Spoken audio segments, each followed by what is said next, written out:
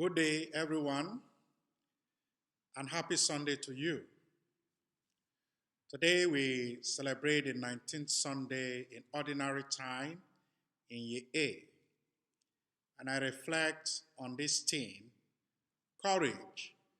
Do not be afraid, it is I. On this 19th Sunday of Ordinary Time, the readings for this week remind us of God's saving presence among His people, our needs for trusting faith in our loving and ever-present God, and our need as well for prayers in the storms of life. God calms the storms of our life. He lifts us from the depths and restores our peace. The presence of the storm and all that it represents definitely make us confused and afraid in life. Thus, it equally deprives us of our peace. In the first reading of today, the embattled prophet Elijah encountered God and his peace was restored.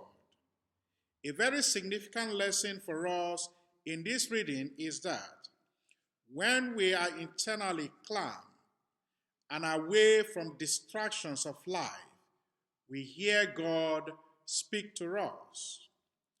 To say that God spoke to Elijah after the gentle breeze is simply to say that Elijah experienced inner peace of mind brought by God. The Lord may not be in the fire or the wind, and there may not be a great earthquake as a sign of His presence in our lives. But if we are willing to listen to Him, listen for that whisper of His voice, to be still, and know that He's God, we'll be able to hear the Lord and respond to His call. God came at the appropriate time, not in the mighty wind, not in the earthquake, not in the fire, but after a gentle breeze. So contrary to what some of us may think, God speaks to us when we are internally recollected and calm. It is when we are recollected that we hear Him speak to us even in the storms of our lives. When Peter, in the middle of the storm, in the gospel reading of today, cried out, "Lord, save me," immediately Jesus stretched out His hand and caught Peter. And as the scripture assures us, surely the arm of the Lord is not too short to save, not His ear too deaf to hear. Isaiah 59, verse 1. In whatever situation and the circumstances of our life, the Lord readily hears us. The Lord stretches forth His hand to save us. When we encounter Christ, our peace is restored and fear disappears.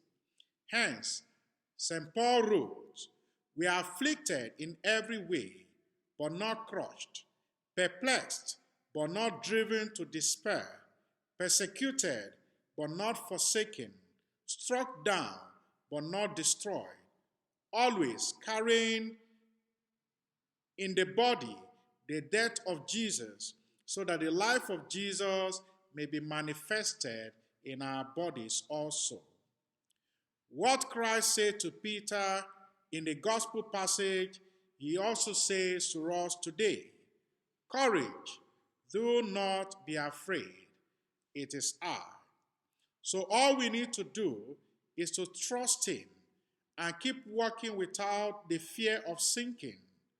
We need to realize that it is the presence of Jesus which gives us peace, even in the wildest storms of life, the storms of anxiety and worries about the future, the fear of the consequences of the ongoing coronavirus pandemic, the storms of sorrow, storms of doubt, tension, and uncertainty. storms of anger and despair, storms of temptations, and storms in family relationships. But God's peace flows only from a personal relationship with Him, with Jesus, enhanced through our prayer, meditative reading of the Scripture, and active participation in the Holy Mass and the reception of the sacrament when these are available and safely possible for us. Like Peter, we must step out with faith and courage against the storm of our life. Therefore, let us hold on firmly to Jesus, who calms the storms of our lives and restores our peace. Jesus is always with us. Jesus goes before us. Jesus stands beside us. Jesus is always behind us.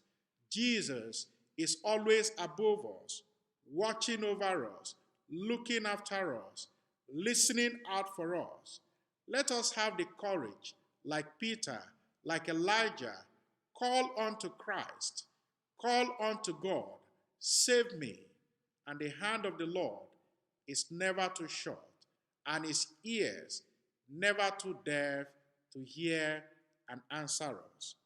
May Jesus always dispel our fears with a touch of his hands and strengthen our little faith through Christ our Lord.